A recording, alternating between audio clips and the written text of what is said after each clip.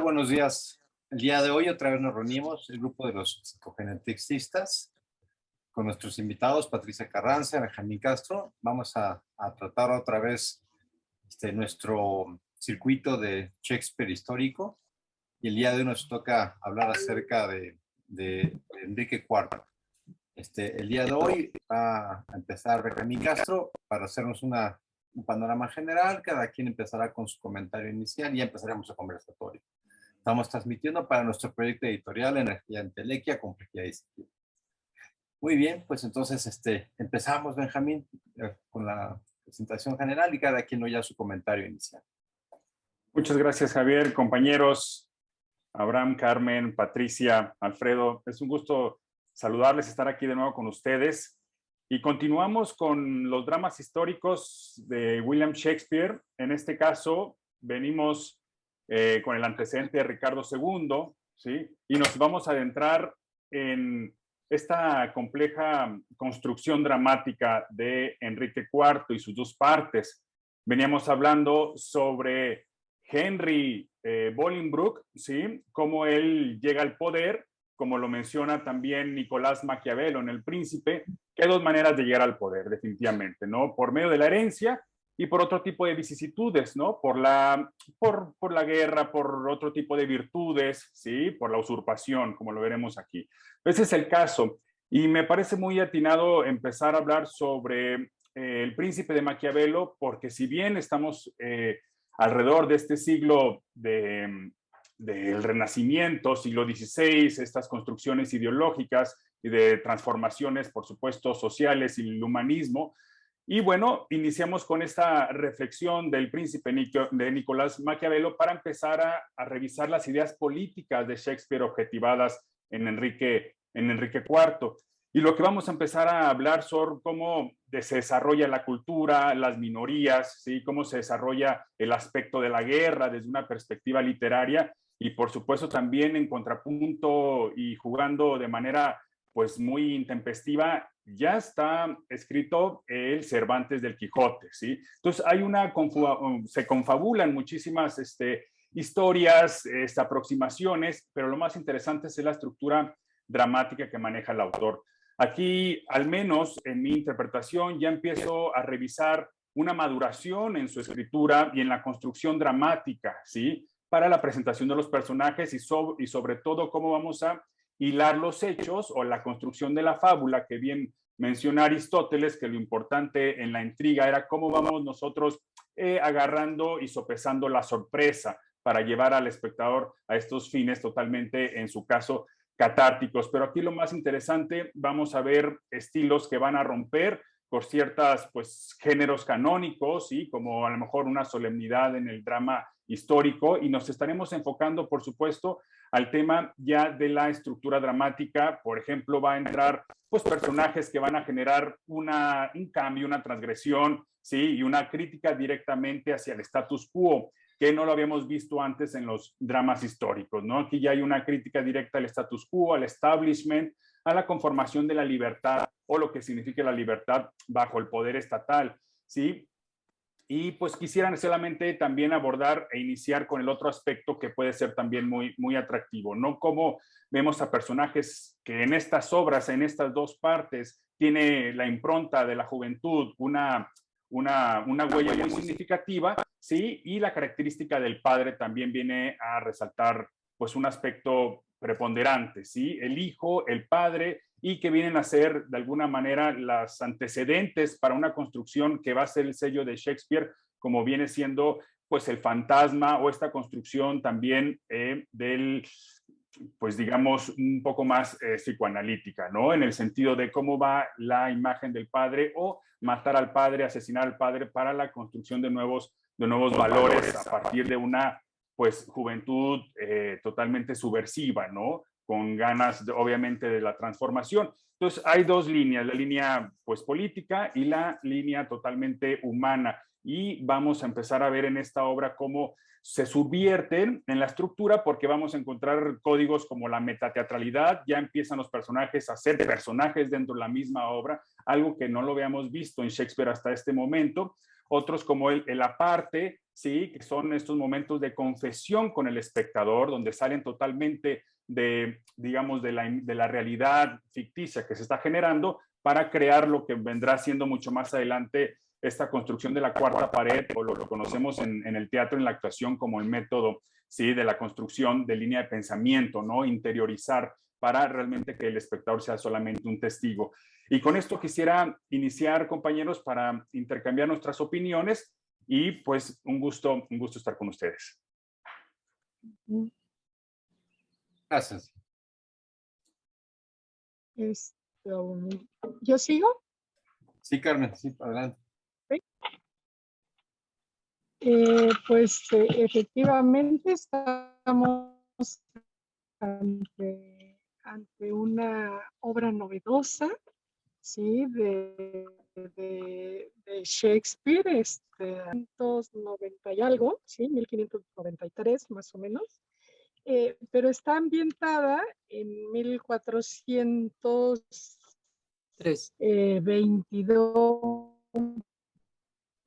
más o menos.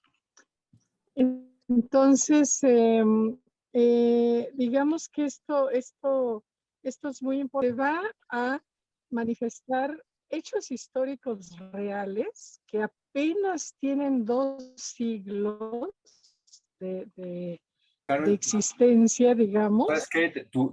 Está un poquito mal tu audio, ¿eh?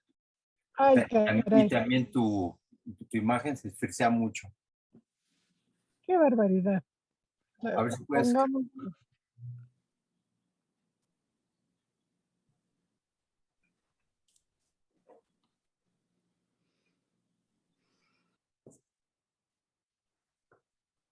A ver, mientras corrige Carmen, no sé si Patti o si Abraham quieren comenzar su aportación.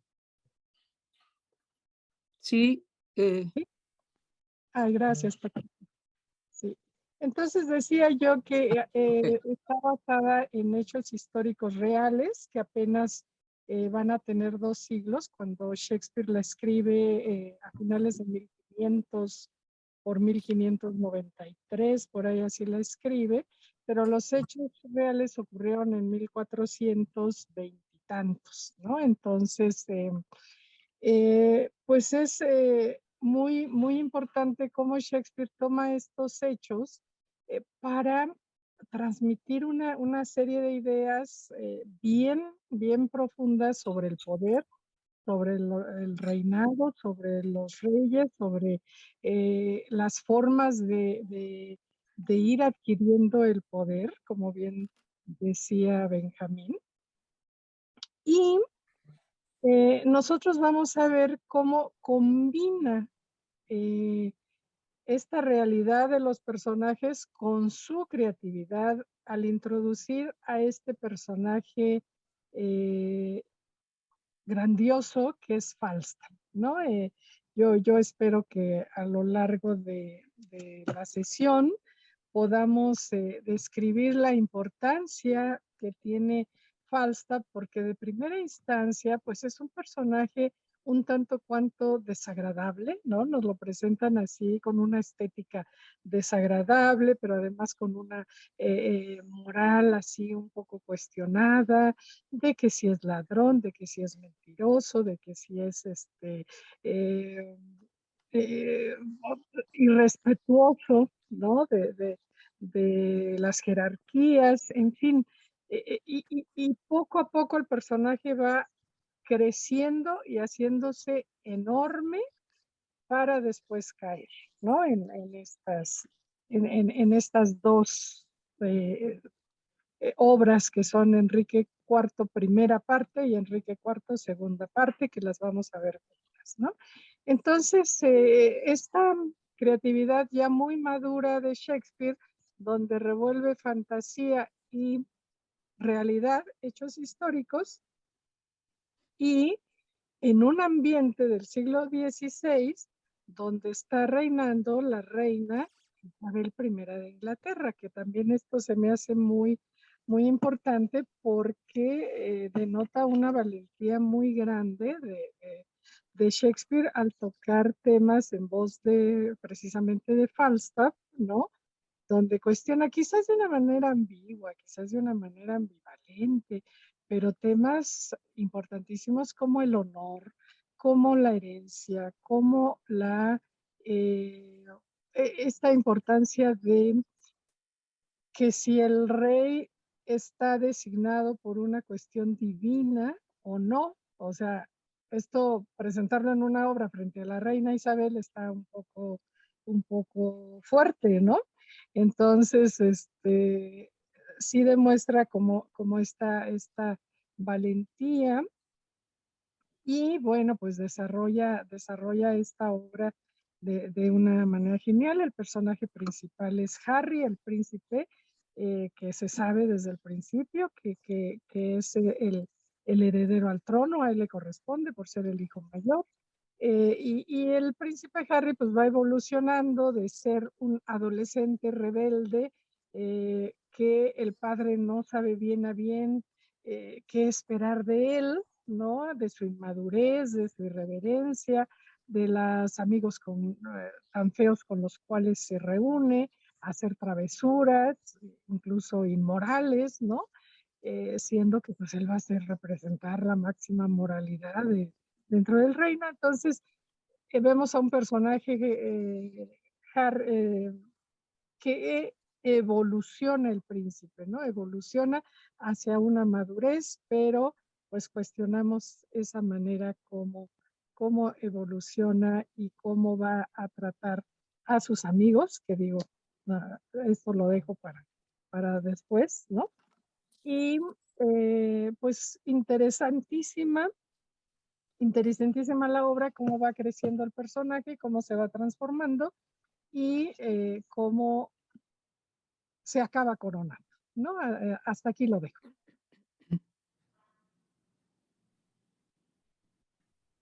Sí, gracias, Carmen. Patricia, Abraham, ¿quisieran comenzar? ¿Sí? ¿Sigo? Sí, Patricia, por favor, gracias. Gracias, Javier.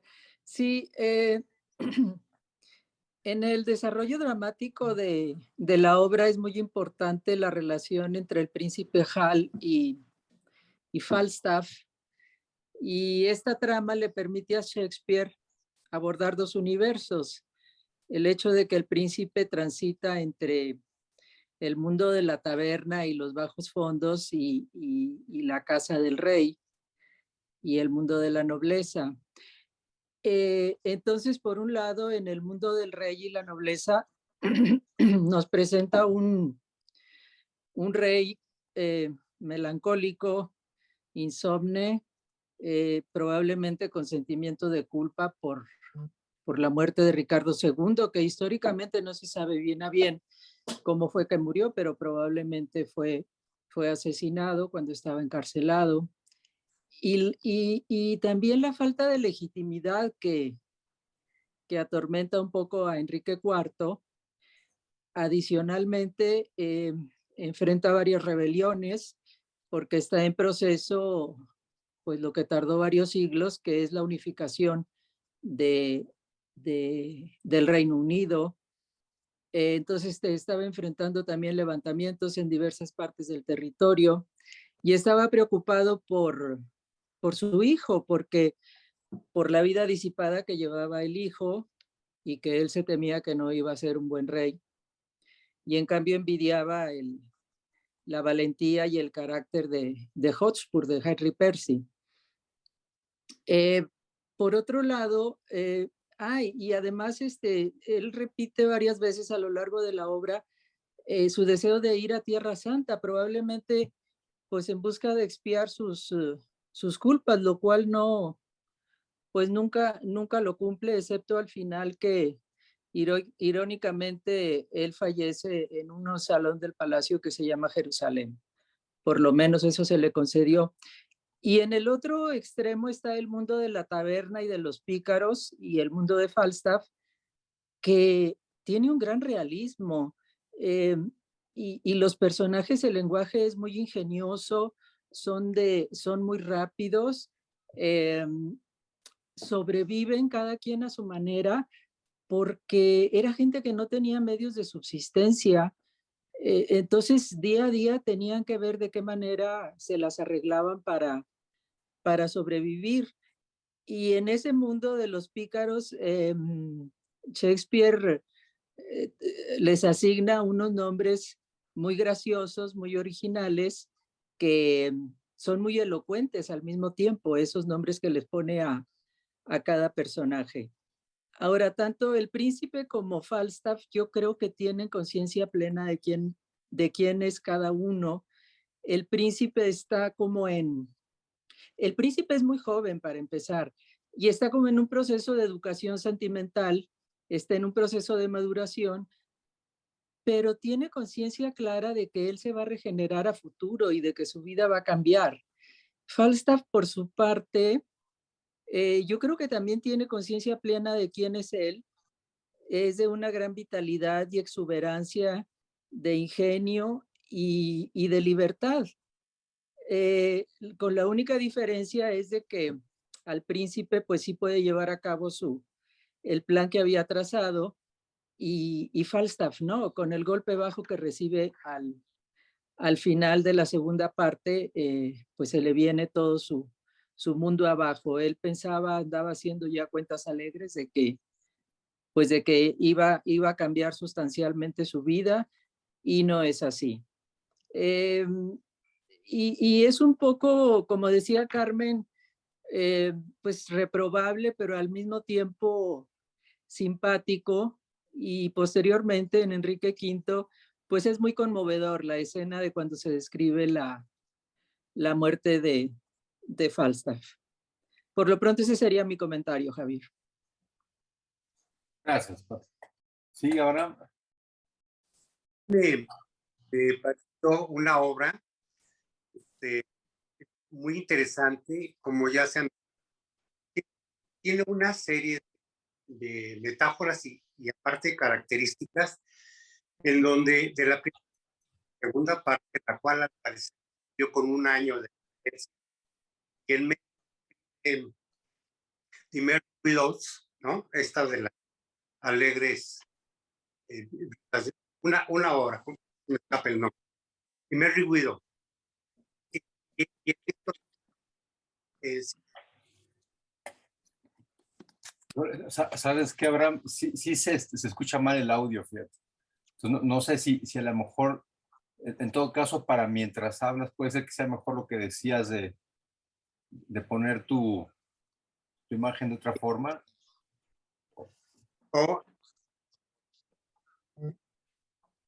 sí, no te oyes bien, ¿eh? No te oyes bien. Entonces, si corrige mejor lo que tú decías, pues creo que es mejor así. Ah, mira, ya se ve. A ver si así. bueno, entonces, ¿se oye mejor ya? Sí. Ok, entonces, en estos 2 años, en medio escribe las Alegres Casadas de Windsor, las Merry Widows, esta obra. Y está ubicada, como comentaba Carmen, 100 años atrás, en esta parte histórica de la Guerra de los 100 años y todo lo que está detrás. Bueno, cuando llega Shakespeare en este momento, yo pienso que logra un dominio del idioma, que siempre a mí me ha parecido que Shakespeare en español y Shakespeare en inglés tiene una gran cantidad de diferencias esenciales en el lenguaje. Toda esta parte de retruécanos, de asociaciones por consonancia, le dan una parte, dentro de momentos dramáticos, una parte jocosa, ¿no? En donde denota también muchas cosas. La metáfora de los personajes como el rumor, en donde en la segunda parte va desde el rumor hasta el epílogo, es toda una metáfora en donde el personaje tendría que estar vestido de muchísimas lenguas, ¿no? Una parte con lenguas. Y describe mucho claramente los aspectos que son el rumor. También habla de la sombra, de la justicia, etcétera. Y este tipo de personajes tienen una connotación metafórica, ¿no? Y que cada uno de ellos cumple parlamentos y partes en escena muy congruentes con el nombre. Y a lo largo de la obra va pasando las características, como se mencionó acá, por ejemplo, de Falstaff, ¿no? Que para 1890 y tantos se escribe la ópera Falstaff por Verdi, en donde el Falstaff de Verdi parece que es muy diferente al Falstaff de Shakespeare, ¿no? Y pero esto habla de la importancia del personaje shakespeariano, ¿no? Esta es la parte. Y las características de él son, como ya se mencionó acá, explosivas, expansivas, etcétera. Y sobre todo, por ejemplo, queda muy claro cuando habla del Jerez, ¿no? Que el Jerez hace toda una transformación fisiológica y psíquica. Y entonces esto lo predispone al temperamento y también a la violencia. Y dice, ¿no? El Jerez, sin el personaje y sin el arma, no han hecho un buen emparejamiento. Y en toda esta parte de lo que está hablando es de una transformación, metafóricamente hablando, de qué es lo que pasa con una persona tranquila y qué es lo que pasa con estas partes que no conocemos de él y que afloran bajo determinadas circunstancias, ¿no? Y lo va describiendo de cómo el hígado frío se va calentando, etc. Y como esto tenemos en muchas partes de la obra todas estas características. Y vuelve otra vez más a ir definiendo en todos los personajes una característica que va de acuerdo con un proceso histórico, que va de acuerdo con una transformación de un hecho histórico a un hecho de teatral, ¿no? En donde esta parte, yo creo que para todo el mundo, para mí era difícil de entender, si no lo comparaba, por ejemplo, cuando a un arquitecto le dicen, mira, aquí está el terreno, y tiene que pasar del terreno a tener un proyecto arquitectónico, ¿no? Y aquí vas a hacer un espacio arquitectónico. Entonces, igualmente, lo que va describiendo Shakespeare es una parte de cómo ir poniendo en congruencia los aspectos característicos de la personalidad de un personaje, rimando con la ejecución, la escenografía, la actuación de cada uno de ellos. Y aquí me llama mucho la atención y me enriquece lo que dice Benjamín, ¿no? Que es esta primera obra donde probablemente, para mí, ¿no? Lo veo, tiene estos cambios muy importantes, ¿no? Está la metáfora y demás. Y luego, yo siempre me preguntaba bueno, Shakespeare, ¿qué, no? ¿Por qué es tan reconocido y por qué la genialidad? Y cuando vas tratando de leerlo en inglés y leerlo en español, entonces vas comprendiendo la dificultad de los traductores, ¿no? Que por eso hay variantes de traducción en pequeños detalles. Y en esta obra particularmente, el manejo del lenguaje no me parece, porque igualmente mi ignorancia sobre el tema es mucha, pero aquí a mí me parece un dominio muy claro del lenguaje, ¿no? Y la comunicación. Y por eso también mucha gente piensa que Shakespeare ha sido alguien que ha sido más o menos o como innovador en algunas partes de la poesía y de el parlamento teatral en el teatro. Bueno, hasta aquí quisiera dejar para, bueno, posteriormente seguir la conversación. Sí, gracias, Abraham. Bueno, pues yo para comenzar quisiera primero seguir en la línea de lo que empezaba Benjamín a delinear acerca de cómo Shakespeare nos ofrece una secuenciación lineal en la historia de Inglaterra a través de la obra que ya vimos la vez pasada, Ricardo II, y ahora a través de su sucesor, que es Enrique IV, pero que lo presenta en dos diferentes presentaciones. Cada obra puede tener en sí una concreción y una forma de verse. Nosotros decidimos presentarlas juntos, pero cada una tiene sus características personales. Y lo peñé primero porque en esta sucesión monárquica, porque también estamos en eso en México, ¿verdad? En esta sucesión del poder podemos visualizar cómo es que existen diferentes parámetros, ¿no? Para poder como delimitar en cada sociedad qué elementos se toman en cuenta para una sucesión del poder. De alguna manera, si hacemos un contraste con las sociedades mesoamericanas que existían antes de la llegada de los españoles, como las hemos venido estudiando, ahí nos damos cuenta que la jerarquía de los aztecas hacía que la sucesión no se diera así como en Inglaterra, ¿no? Que era lo principal. Lo principal que marcaba era el linaje de los padres a los hijos. Por esa razón, Ricardo II llegó al poder antes que los tíos, ¿no? Que eran mucho más grandes. Cuando Ricardo II llega al poder tenía 10 años, 9, 10 años, mientras que los tíos pues ya eran pues jerarcas ya muy acostumbrados a manejar el poder, ¿no? Y entonces aquí vemos cómo los ingleses tienen como principal perspectiva en ese momento de la historia la sucesión por medio de la paternidad.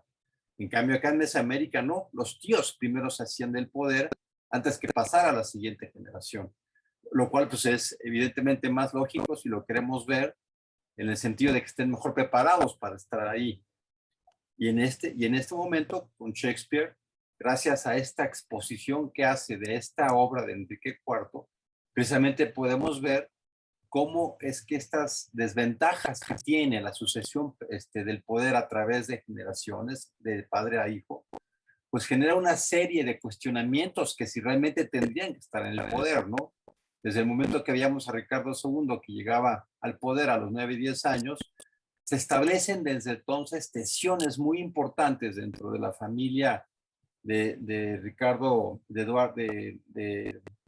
Eduardo III, que fue el que dejó los hijos, en este caso el papá de Ricardo II, que era el príncipe negro, y vemos que hay tensiones en el poder de ellos que ellos van finalmente heredando, ¿no? Que en esta obra está presente esa tensión del poder, porque la llegada de Ricardo II es muy cuestionable en función de su edad y su capacidad, y entonces se generan tensiones que son las que precisamente está aquí padeciendo Enrique IV, al momento de que cuando es nombrado rey Enrique II, Ricardo II, eran de la misma edad, y que su papá, Juan de Gante, pues tenía todas las capacidades y la edad, la experiencia precisamente para haber tenido ese poder.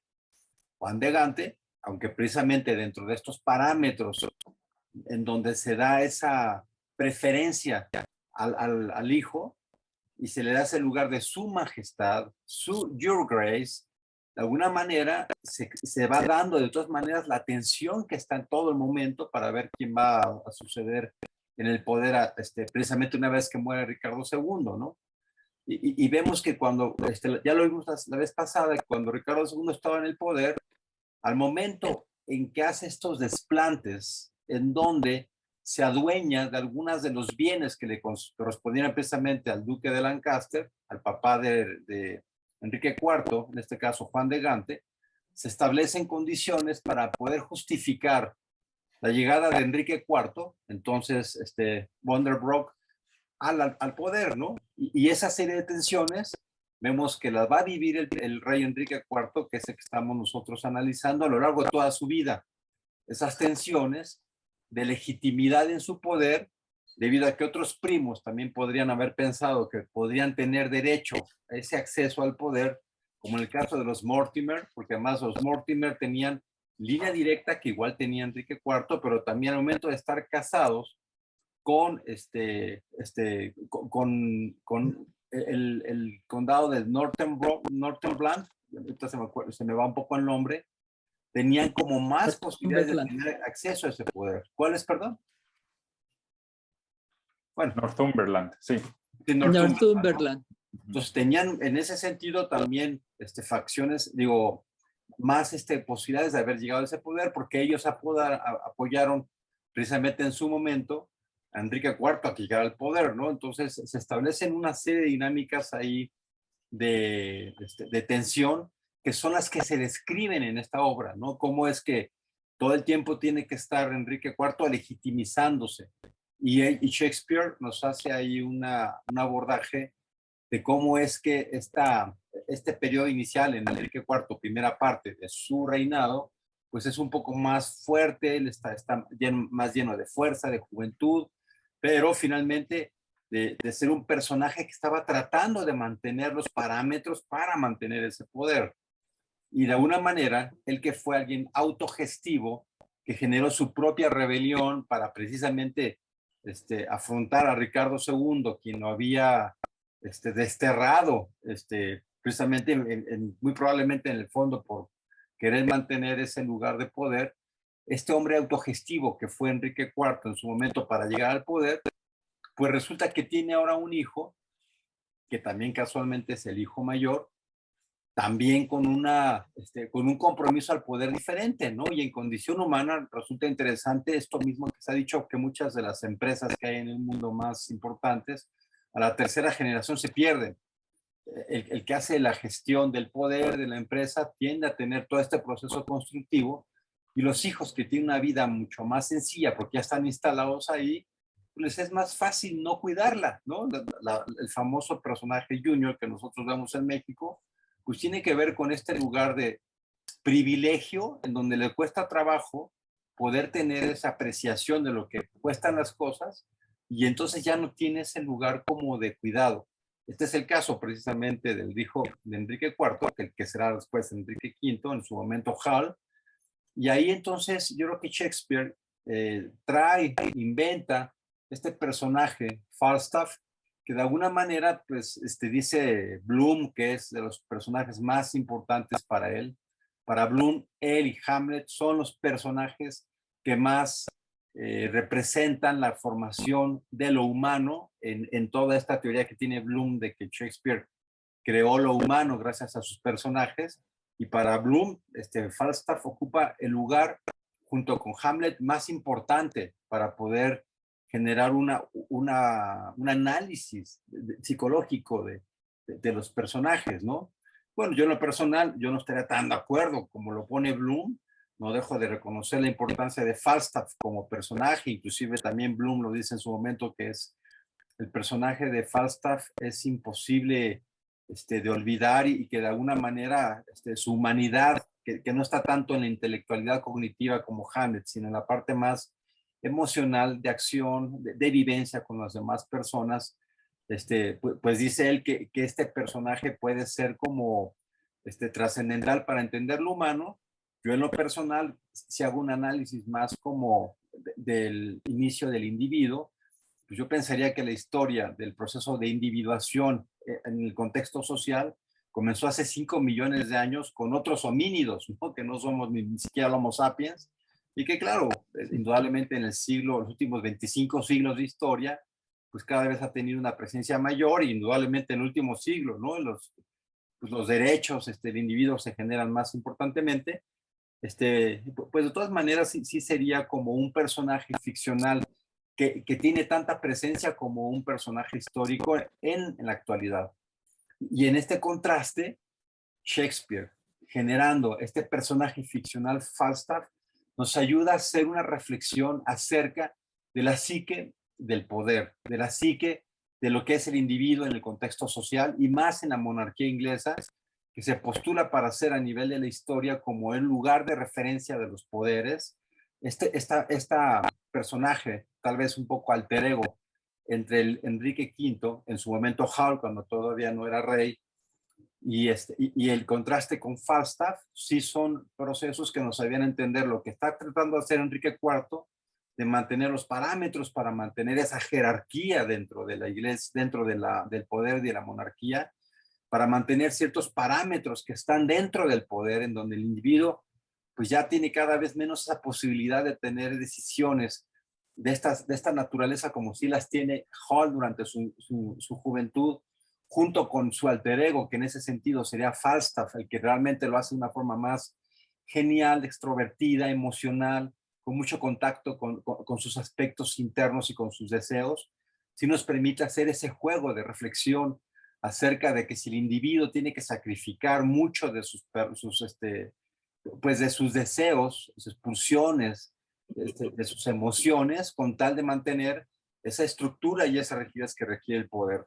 Y la historia en esos contrastes nos permite, la historia de Enrique IV nos permite ver ese juego que hace Shakespeare, precisamente para poder ver que el individuo que quiere estar en la jerarquía monárquica, pues tiene que hacer una serie de limitaciones para convertirse en ese individuo que mantenga y que estructure toda una forma de llevar un reinado, ¿no? Y ahí también el personaje del juez me parece importante, porque en su momento el juez tuvo que tener ese papel de ser como el que lleva sobre sus hombros la fuerza de estarle haciendo ver a Hall, el hijo de Enrique IV, que tiene que tener otra serie de conductas para poder tener acceso a ese poder. Y al mismo tiempo volveríamos otra vez a lo mismo, ¿no? Enrique IV tenía varios hijos. Sin embargo, es el primogénito y que tiene que mantener ese lugar. Entonces, esos estilos ingleses creo que también nos muestran una desventaja, ¿no? Porque si uno no tiene esas características, pues tenía otros hijos. Pero Enrique IV está obsesionado con que Enrique V mantenga eso. Y además ahí también creo que la genialidad de Shakespeare nos hace ver cómo el mismo Hall, posteriormente Enrique V, también desde el principio, cuando está haciendo esta vida dentro de estos lugares, ¿no? De estos bares, estas áreas donde está el placer sexual, el placer de la bebida, de los amigos, de la convivencia, él también tiene ahí un monólogo muy claro donde dice, yo aquí estaré nada más temporalmente. Posteriormente, este contraste entre lo que soy ahora, un descarrilado, y posteriormente el contraste con ser un ser monárquico que conlleva todo el poder consigo mismo, hará que brille más eso. Y es un poco lo que ya veíamos desde la Biblia, ¿no? Del hijo pródigo, que es aquel que se va y que cuando llega se le da todo el poder. Ya Shakespeare juega con eso, porque este personaje ya lo sabe desde un principio. Inclusive en análisis que hace Bloom acerca del personaje, ve claramente que en esta amistad tan importante que existía entre Falstaff y Enrique V, en ese momento Hall todavía antes de ser rey, se puede ver que la amistad, la entrega, la cercanía de Falstaff hacia Hall es mucho más directa, de convivencia, franca, y desde un momento, el mismo Hall, que es para el rey alguien que está descarrilado, también ya está jugando ambivalentemente con Falstaff, calificándolo de ser una persona descontrolada, obesa, haciéndole burlas todo el tiempo de su cuerpo, de lo que hace. Y de alguna manera ahí también ya nos está mostrando Shakespeare que este futuro rey, aunque está aparentemente descarrilado, está jugándole a no hacerlo. Todos sabemos lo que pasa a nivel psicodinámico con las gentes que pretenden en su juventud mantener precisamente una vida pues más bien descarrilada, con una pulsión muy externalizada, con poco manejo de la represión, pues que realmente ya luego no lo hacen, ¿no? No hacen una estructuración porque dicen aquí me estoy divirtiendo aparentemente y si no se hace esa estructura pues es difícil que después se encarrile de una forma muy sencilla. Pero aquí Shakespeare nos muestra que él sí lo estaba planeando, ¿no? Como que él sí lo estaba haciendo. Y el personaje del juez que le estuvo diciendo, en el momento en que llega al poder Hall y se convierte en el rey Enrique V, pues de alguna manera ya está también reaccionando de inmediato y Enrique V le dice, tú te mantienes donde estás, tu lugar es importante, reconoce que es su lugar de, digamos, superyoico, de mantener esa estructura dentro del poder va a ser como tal y se lo reconoce como tal.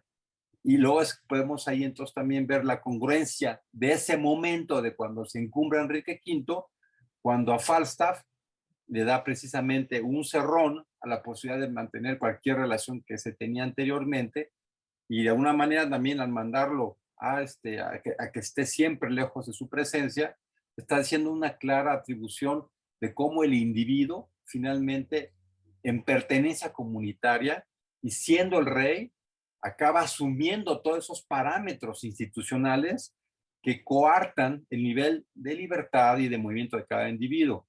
Además, desde una perspectiva histórica, también podemos ver esto que en antropología comparada se habla tanto acerca de cómo las sociedades occidentales que se han organizado jerárquicamente de una manera mucho más clara, como en este caso estamos viendo con las monarquías, contrastan con las sociedades tribales, estas sociedades africanas, inclusive mesoamericanas, porque aquí aunque había esta acción de azteca con una jerarquía muy importante, en otras áreas se veía mucho más esa posibilidad de que estas sociedades de pequeños grupos no hagan poderes jerárquicos, sino mantengan más como una especie de organización cohesiva, donde el poder no está tan claramente delimitado y que entonces en condiciones ya de análisis antropológico o psicológico, pues vemos que el ser humano tiene también diferentes formas de poderse organizar, y aquí en este caso la sociedad inglesa muestra claramente cómo se organiza de esa manera, ¿no?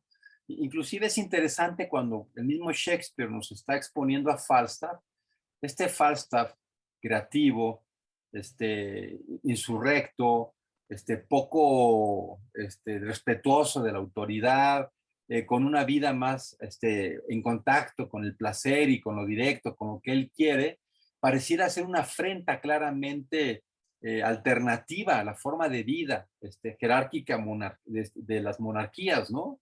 Donde él se mantiene en ese sentido más libre en su forma de vida. Llama la atención que ese Falstaff joven, bueno, nunca fue joven en obra, pero finalmente sí más en Enrique IV, primera parte, con más recursos para poder hacer sus cosas de una manera con más energética en función de su edad. Al pasar los años y generarse ya la posibilidad de que Hall se convierta en Enrique V, el mismo Falstaff sufre una transformación, porque ya no es el mismo Falstaff el que vemos en la primera parte que el que vemos en la segunda. En la primera parte es un Falstaff mucho más libre, espontáneo, que pareciera inclusive no tener cabida en una institucionalidad monárquica, y en la parte final vemos un Falstaff que sí pretende estar ahí, que tiene la ilusión de sí llegar ahí, y a final de cuentas sí está en ese sentido siendo un Falstaff que a la mera hora ya no es tan libre como parecía, porque ya cuando llega su amigo Hall, ahora el rey Enrique V, ya no le es tan fácil dejar de tener la ilusión de que él va a tener precisamente toda esa posibilidad de estar dentro del poder. Bueno, esa sería mi forma de comenzar. Entonces, pues, comenzamos con el conversatorio. No sé quién quiera, no sé si Alfredo pudo o no pudo a la mera hora. No, Parece ser que no. Sí. Pero a ver, yo quería disentir un poquito contigo en tanto Harold Bloom, en este aspecto, y agregar algo que para mí es importante. Harold Bloom dice que Falstaff, y en ese orden, Falstaff, Hamlet y Rosalinda son los tres personajes que denotan la máxima creación de Shakespeare, ¿sí? Entonces, yo también me preguntaba como Abraham, ¿por qué? ¿No? Entonces, creo entender que son personajes que se crean a través del lenguaje, ¿sí? Que se van describiendo a través de manifestar su subjetividad por medio del lenguaje. Esta obra es bien interesante porque digo, lástima que no la leemos, yo no puedo leerla en inglés, ¿verdad? Y lástima que no la leemos en inglés, pero hay diversos idiomas, variantes del idioma del inglés, pero hay dos muy claros. Los plebeyos lo dicen en prosa, los nobles lo dicen en verso. Ajá.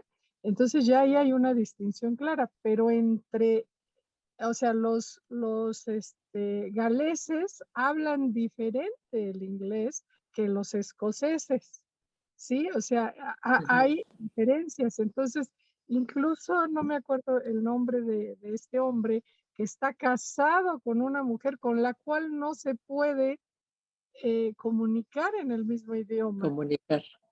¿Sí? Entonces, vamos, ahí hay una metáfora grandiosa de parte de Shakespeare, pero el punto es, Estos personajes importantísimos para Shakespeare, que son Falstaff, Hamlet y Rosalinda, crean su subjetividad al ir hablando.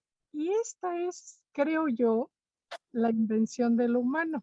Alfredo no estará de acuerdo, digo, no está, pero no estará de acuerdo conmigo en que es Shakespeare el primero en describir esta subjetividad. Claro que no es él el primero en describirla, hay autores griegos que ya la han descrito, pero de esta manera de inventarse en el propio lenguaje, yo sí creo que estos personajes son grandiosos y por eso son inmortales, porque trascendieron a Shakespeare y están entre nosotros todo el tiempo, ¿no? Por eso Falstaff es tan grande, tan grandioso, porque pues se salió de las obras de teatro y anda por ahí recordándonos este contrapunto con la nobleza que tú ya decías. Entonces, pues yo nada más quería disentir en esto y en todo lo demás estar completamente de acuerdo. En ese tema, nada más agregando, si Harold Bloom lo menciona con pues, orgullo del lenguaje anglosajón, pues también tenemos la parte de Gustavo Bueno y Jesús González Maestro que mencionan que prácticamente en competencia, a partir de la construcción de personajes y del lenguaje, está el Quijote y Sancho Panza. O sea, aquí esta pugna casi, digamos, de cartografía política, en donde realmente la construcción de los personajes parten directamente del lenguaje, pero sobre todo porque rompen líneas y normas de estructura, digamos, clasicista que se habían revisando desde, obviamente, desde que se empieza a revisar a los grecolatinos. Sí, entonces, en esta construcción que yo también estoy muy de acuerdo con este personaje o con estos personajes que aquí nace un concepto que se va a generar y aquí es donde también se le atribuye en la parte española sobre la modernidad en la estructura narrativa, ¿sí? Aquí ya empezamos a temas de la modernidad que nos va a influenciar hasta nuestro presente. La construcción del doble, ¿sí? Generalmente venimos hablando siempre del agón, del conflicto, del protagonista al antagonista, ¿sí? Pensamientos que realmente tienen un propósito, o sea, digamos, un objetivo en común, pero para circunstancias distintas. Pero tanto Falstaff como Hal, como podría ser el Quijote y Sancho, son una misma identidad doblada, como lo mencionaba Javier, en esta antípoda, antítesis, ¿sí? O estos contrarios, ¿sí? Realmente ahí es donde se genera una riqueza que no habíamos visto en ningún otro momento, porque generalmente vemos un conflicto entre simplemente poder, a lo mejor del Estado, el poder un poco más de la ideología, de la tradición, ¿sí? En esa pugna total. Aquí realmente lo que entramos y lo que se me también afigura en contrapunto como sucedió, bueno, al menos que yo me enteré con la actual reina en los 70s, que viene la televisión, etcétera, cómo ellos le interesa que la televisión entre a su hogar y los muestre, digamos, más humanos, entre comillas. Entonces, aquí estamos viendo con estos personajes que lo que estamos entrando son ciertas entrañas también mentales y humanas, donde se van a mostrar los sentimientos y las pulsiones mucho más recónditas, tanto de Hal y Falstaff. Estos dos se construyen en un solo personaje para darnos una riqueza totalmente abismal y donde la parte que también concuerdo con Abraham sobre la teatralidad es que aquí realmente vemos los mecanismos del teatro, ¿sí? Y en un sentido no solamente de espectacularidad, sino de cuál es el efecto que le da al espectador en información.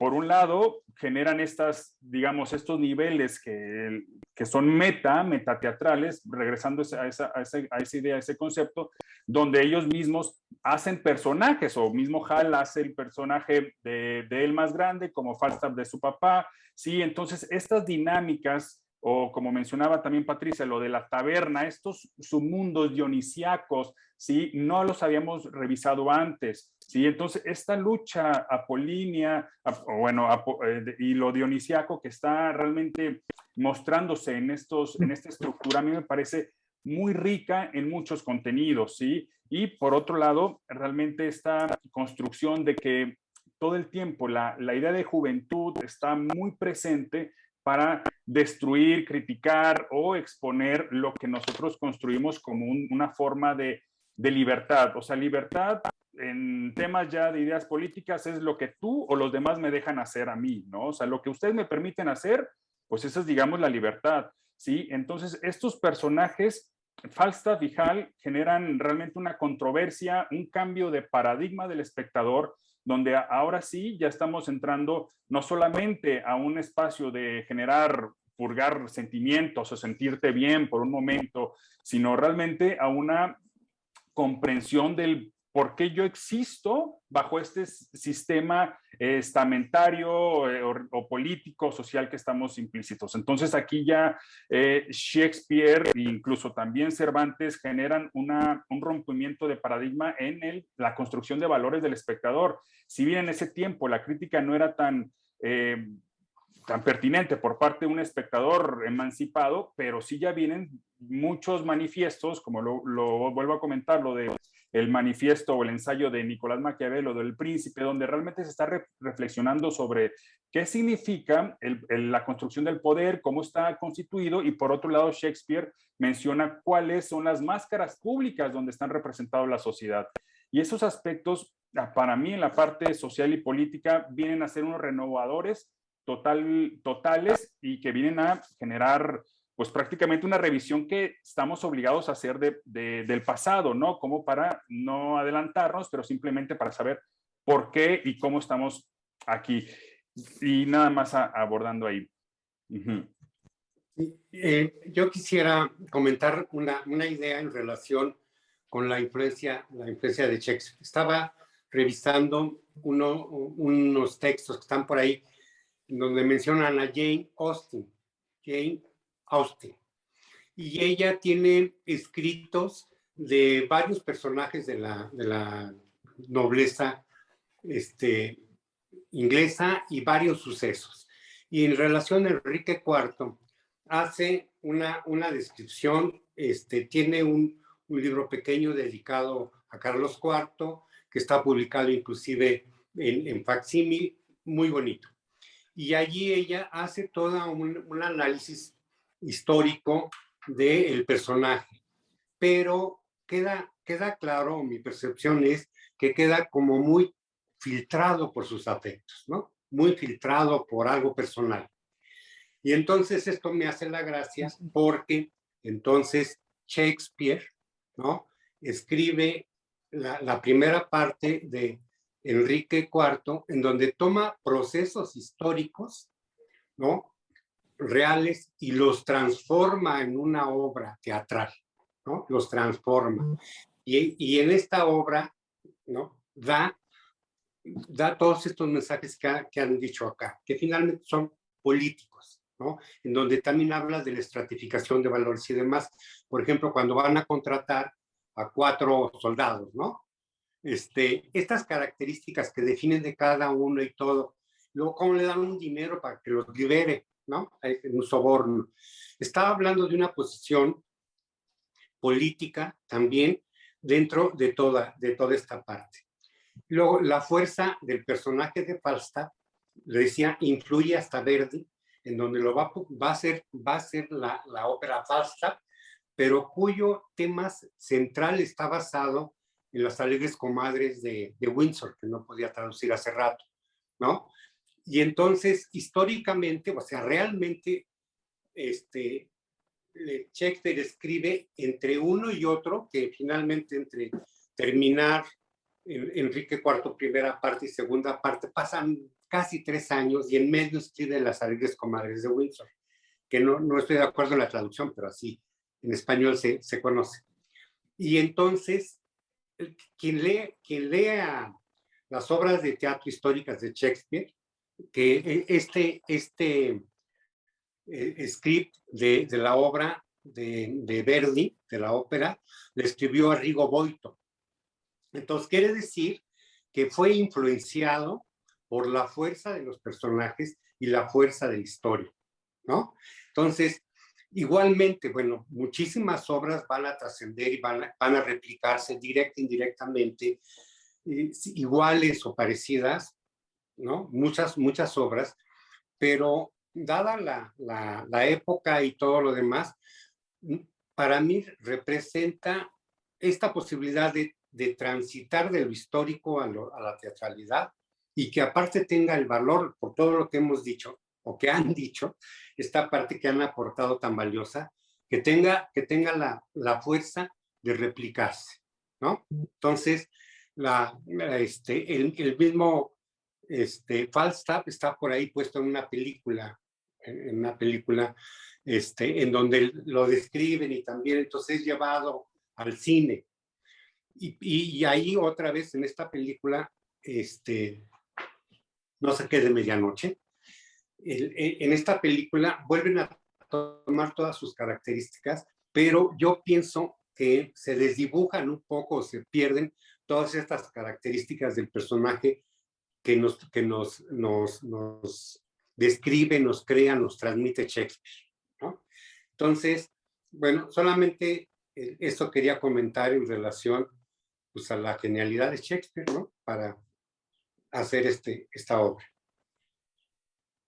Bueno, y ahora ya que se puso tan rica la discusión con tantas cosas, a mí lo que me parece interesante poder ahora entonces hacer como un intento de, inclusive de justificación de todo nuestro proyecto editorial, ¿no? Donde nuestra subtítulo que nos marca mucho de lo que hacemos nosotros, complejidad y psiquismo, es precisamente cómo a través de una discusión como la que ya se está empezando a dar el día de hoy, nos damos cuenta que estos productos del psiquismo, en este caso que estamos enfocados al teatro y en este caso a Shakespeare en particular, pues precisamente nos permiten hacer una correlación con todos los factores, digamos, de las humanidades culturales que generan pues diferentes perspectivas de lo que es el psiquismo, ¿no? En este caso que estábamos ya discutiendo acerca pues de las posturas que tiene Jesús Maestro con Bueno, ¿no? De la hispanidad. Me parece muy interesante cuando ellos se radicalizan claramente, decir, no, los sajones son unos buenos para nada. Aquí lo que está muy claro es que desde el Quijote nosotros hemos hecho esta contribución desde la hispanidad a conocer la literatura y a conocer lo humano. Esas radicalizaciones, precisamente cuando ya sea el comentario global de que el ser humano es ser humano desde hace mucho tiempo, ¿no? El Homo sapiens tenemos 200,000 años, pero los primeros homínidos 5 millones. Cuando yo hacía esa perspectiva de 5 millones, pues por supuesto que hace 5 millones, Lucy, cuando estaba en África, no generó literatura, ¿no? La literatura es más reciente, pero la creación de la literatura me parece que es una emergencia que viene con el paso de los siglos y que precisamente la literatura con la que ya contamos todos para estar como una referencia, haciendo precisamente análisis de la creación ficcional, tanto en literatura como en teatro, pues podemos ver que ahí lo que dice en su momento Bloom me parece muy importante. Dice una frase que dice, los grandes personajes viven en la memoria con tanta verdad como la memoria de los muertos, ¿no? Yo creo que en efecto, ¿no? Personajes de la ficción literaria pues tienen una presencia en todos nosotros mucho más importante que muchos de nuestros familiares inclusive, ¿no? Son parte de nuestro panteón de la humanidad, donde nos dicen y nos aportan cosas, aunque sean creaciones ficcionales. Y creo que entonces esta creación ficcional literaria de las humanidades, de hecho, fue como la primera posibilidad de darle esa profundidad al humano que se empezaba a organizar en el poder. Digamos que los humanos organizados en el poder hemos generado sociedades estructuradas que mantienen una organización determinada, pero que además esta discusión que se tenía hace 5 siglos acerca de cómo se distribuye el poder, la tenemos hoy por hoy, a final de cuentas, ¿no? El poder, la organización generó estructuras suficientemente fuertes en donde los que presiden el poder pues siempre tienen una presencia de referencia. Pero indudablemente esa forma de ver, por ejemplo, la historia, una historia del poder que durante mucho tiempo la historia clásica se radicaba en tratar de conocer la verdad de lo que pasaba y que inclusive el énfasis se ponía en saber qué reinado estuvo, con qué persona y quién lo sustituyó, que es un poco esta historia que Shakespeare nos accesa, ¿no? Del siglo XV de la Inglaterra, pues también nos permite accesar a quiénes son los reyes y quiénes son los que están en la estructura del poder. Afortunadamente, ahora regreso al principio de lo que estaba diciendo, con la complejidad de tratar de ver los aspectos sociológicos, históricos, ficcionales, literarios, teatrales, nos damos cuenta pues que esta derivación historiográfica que ha habido en los últimos años en el mundo, donde ya no es tan importante estar conociendo, como en la historia clásica, quién estuvo en el poder, sino más bien estar viendo la historia de la vida privada, donde nos importa qué es lo que pasa con cada uno de los sectores, individuos, para precisamente entender mejor las cosas de una forma más compleja, entrando en esa intimidad de los individuos que aunque no están en el poder, son parte de esa historia indudablemente, como parte de ese engranaje, donde cada individuo en su propio contexto nos va a informar acerca de lo que está pasando con la sociedad, ¿no?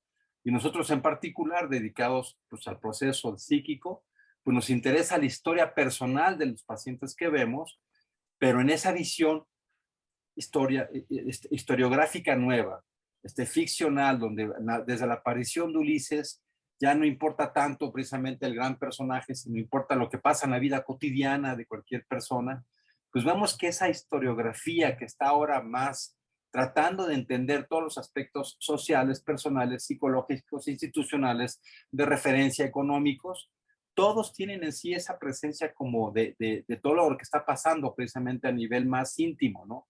Ahí las aportaciones de de Riquet me parecen pues importantísimas, ¿no? Cuando está en tiempo y narración tratando de ver que en la historia lo que importa en realidad es la narrativa de la cotidianidad de cada uno de los individuos para generar una idea mucho más amplia del imaginario social. Creo que con esta obra precisamente que nos está trayendo ahora Shakespeare en Enrique IV, donde se inventa un personaje ficcional de Falstaff, nos aterriza esos contrastes cotidianos, ¿no? En la imagen que tenemos de los ingleses, pues no aparece Falstaff. En la imagen tradicional que se tiene de Inglaterra de una forma así muy global, eso lo pensaríamos como en Italia, pero no en Inglaterra, ¿no? Pero si recordamos que Canterbury nos muestra precisamente esas historias inglesas igual de soeces, que en todos lados se encuentra esa humanidad y esas partes mucho más profundas, el personaje de Falstaff nos permite aterrizar a esos grandes reyes que vivían en esos contextos y que entonces en ese sentido sí tendríamos en Shakespeare en ese momento la posibilidad de decirnos, pues bueno, Enrique V estuvo en su momento en esto que decía Patti, ¿no? En esas tabernas, jugando con gente como Falstaff, nos lo hace más humano, nos implica una mayor como visión de lo que son precisamente los humanos en todas sus posibilidades. Y acá yo traería un poco un concepto que habla Jung acerca de la sombra, en donde dice que todos nosotros pues tenemos una serie de determinantes internos, características propias que nadie conoce, ni hasta nosotros podemos conocerla, que son nuestra sombra, y que son esas partes que ni siquiera están claras a nivel externo, pero que son partes constituyentes nuestras y que mientras más las conozcamos mejor. En ese sentido, Enrique V, pues qué bueno que conocía su parte más soez, su parte mucho menos monárquica y mucho menos noble, a través de su vida con Falstaff, pues creando un personaje así, por eso yo diría como de alter ego, ese concepto que decía Jung de la sombra para cada uno de nosotros, que es nuestra parte de la luna, que inclusive Shakespeare utiliza metáforas entre la luna y el sol, la vida de la noche, la vida de la luna, que puede representar a Falstaff, a diferencia de la vida del día, que es el sol y que puede ser el reinado monárquico. Creo que si yo hago una extensión tramposa de ese concepto de sombra, no solamente al individuo, sino ya lo generalizo al imaginario social, pues representan esas partes oscuras, ¿no? de todas las sociedades, donde también los humanos tenemos regiones que son como aparentemente inexistentes, ¿no? La zona roja que existe en todos los lugares, esas zonas que aparentemente son sordias que nadie conoce, pues es mejor conocerlas porque en ese sentido nuestro ejercicio psicoterapéutico y sobre todo psicoanalítico, pues la idea es que la persona pueda hablar de todas sus partes, no nada más las que son socialmente deseables, las que socialmente la gente conoce, sino de toda su profundidad, ¿no? Como bien dice Jung, si uno no conoce sus infiernos, si uno no conoce sus recovecos, si uno no ve sus contradicciones, pues tiene menos dificultad de poderse accesar a una integración personal. Yo ahí sí haría una diferencia nada más. Lo que nosotros hacemos no parte del prejuicio, que es mejor, lo monárquico que lo que vive en Falstaff en las tabernas, ¿no? Nosotros no haríamos esa jerarquización donde es mejor lo otro, pero indudablemente en estos lugares de la sombra y de lo que sí se conoce, es aquella parte que todo el mundo sí conoce y esas partes que no son permitidas, pues son parte de esos lineamientos antropológicos donde se estrechan este tipo de vidas. Y con Ricardo V, con Enrique V, estamos pudiendo ver de dónde viene ese, que acabó todo un rey, ¿no? Así muy formalito y todo, pero que ya estamos conociendo cuáles son sus sombras, pues.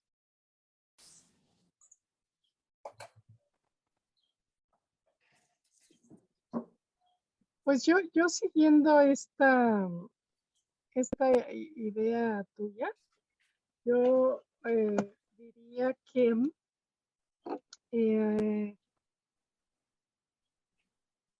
hay una evolución de todos los personajes, pero incluidos en este ambiente monárquico, ¿no? Que este ambiente monárquico, pues no es nada justo, vamos a decirlo así. Y también se me ocurría que si tuviéramos que elegir entre lo monárquico y el mundo de Falstaff, quizás escogeríamos lo otro, ¿no? El mundo de Falstaff. Pero afortunadamente no tenemos que elegir. Cierro el paréntesis. Entonces, si vemos en esta institucionalidad que se da, ¿no?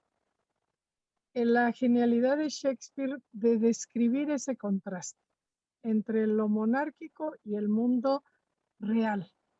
Falstaff tiene el grado de sir, o sea, no es cualquier hijo de vecino, no es parte de la monarquía, está ahí como en medio, pero es Sir John Falstaff. Entonces, eso se me hace interesante, ¿no? Cómo es un personaje que puede mirar hacia la monarquía y criticarlo cuando hace este juego maravilloso de intercambio de roles del teatro dentro del teatro, digamos, le echa durísimo al rey, a Enrique IV, y le echa durísimo al príncipe. Y él se pone en muy buen lugar, ¿no? Como tierno, cariñoso, amoroso, y si tienes que desterrar a alguien, pues destierra a todos menos al bueno de Falstaff, ¿no? Entonces, en este ambiente, en este contexto de la monarquía versus la vida en las tabernas y el mundo de la burguesía representada por Shadow y el otro burgués, ¿no? De donde Falstaff va a comprar va a conseguir más bien estos personajes que van a ir a luchar, que pues, están desnutridos y no pueden decir que no, ¿verdad? Estos personajes están inmersos en este contexto político que está a punto o que está cambiando, ¿no? Lo que quiero decir es que Shakespeare nos incluye muchísimos tipos humanos en esta obra que ha de durar una 2 horas y la otra 2 horas, ¿no? Y nos mete un mundo complejísimo para nuestra consideración, para la consideración del lector, ¿no? Y entonces en este proceso vemos a Harry, que primero se revela ante un padre real, que es nada menos que el rey. Se revela y vive su adolescencia, pero adopta a Falstaff como una figura paterna. Después regresa hacia el rey a reconciliarse con él, que es su verdadero padre. Pero posteriormente adopta al supremo juez o al juez de la Suprema Justicia, no sé, se me fue el título ahorita, al juez lo adopta siendo ya Enrique V como su figura paterna. Entonces, ¿cómo vemos esta evolución, ¿no? De la figura paterna que se va transformando, que él la busca, ¿no? Él busca esta figura paterna. Entonces, esto que es muy bonito, lo que decía Benjamín, ¿no? De que pasa de lo dionisíaco a lo, ay, se me fue el nombre, Benjamín, ¿cuál es? Apolíneo. Ujú. A lo apolíneo, pasa de lo dionisíaco a lo apolíneo, ¿no? En una evolución, y bueno, Falstaff es el padre de Harry, y el juez es el padre del rey Enrique V, ¿no? Entonces, pues sí, vamos viendo cómo hay toda esta transformación también de la figura paterna como instauradora de la ley, ¿no? Como que va a instaurar una ley, y pues el príncipe que ahora va a ser rey Enrique V, pues cae en esa estructura y tiene que rechazar todo lo otro. Es muy doloroso para el lector, ¿no? Que en algún momento ya nos habíamos encariñado con la figura de Falstaff, de que dice las verdades a la monarquía y de que no tiene miedo y de que finge un heroísmo que está muy lejos de sentir y critica el honor en los términos en que se da. Ya nos encariñamos con él, ya nos identificamos con él, y viene un revés muy duro en el brutal rechazo de Hal, ya hecho rey, hacia su padre, que fue en otro momento, y es terriblemente doloroso. Y sí, yo sí creo, no hemos llegado, ¿no? Pero yo sí creo que lo que sigue es la muerte de Falstaff, porque no hay manera de que alguien se recupere de un golpe tan fuerte, ¿no? De ese rechazo por el hijo de esa manera tan fuerte, ¿no? Entonces, pues vamos, o sea, como este ángulo del padre me parece interesante para ir caminando en esta institucionalidad. Hasta aquí dejo.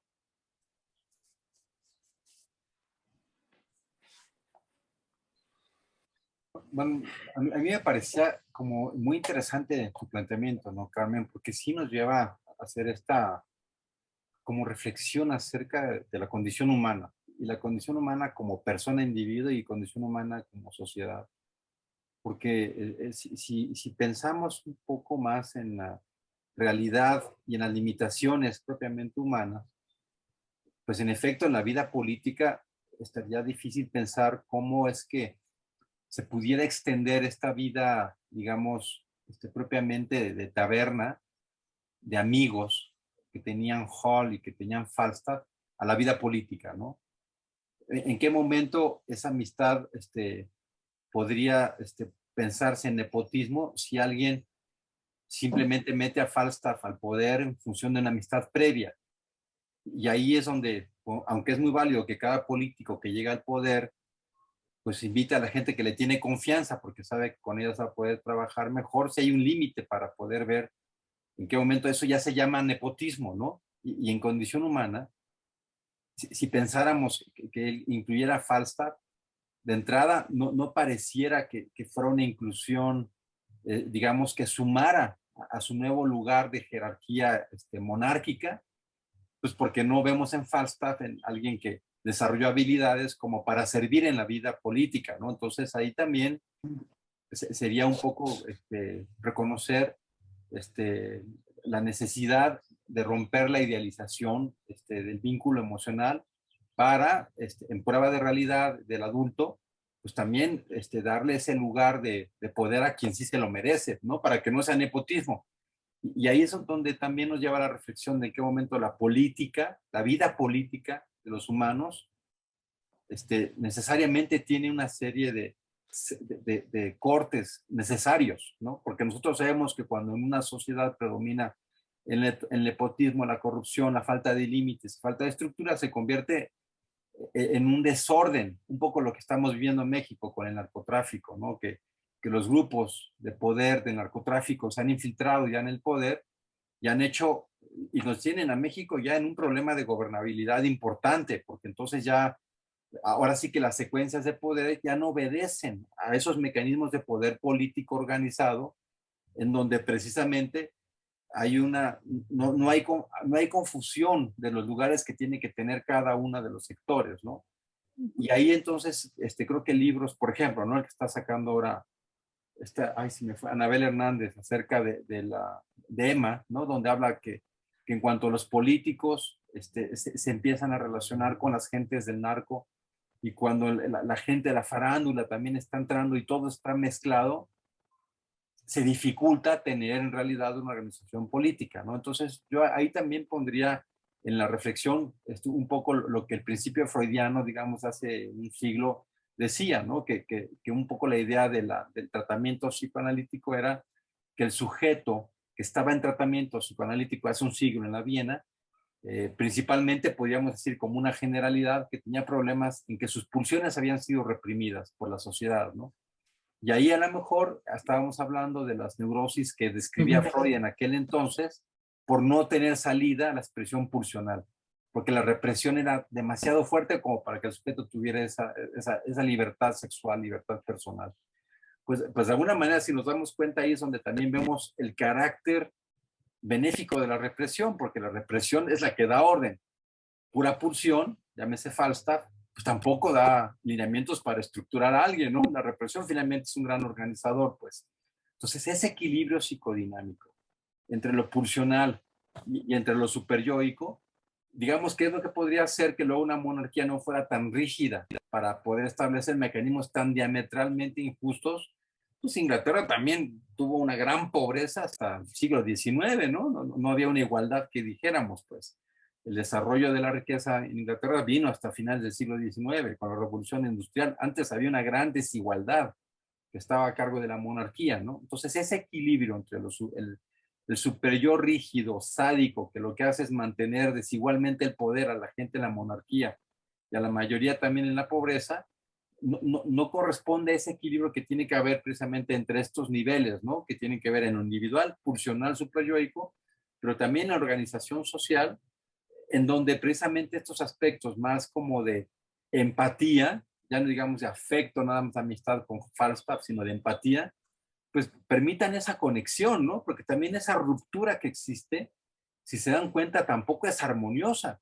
Sería tal vez un desjuicio meter a Falstaff en un lugar muy importante, pues que va a saber Falstaff como alguien que decidió vivir más en la libertad de las tabernas, en esa libertad de las tabernas que también es otro tema, ¿no?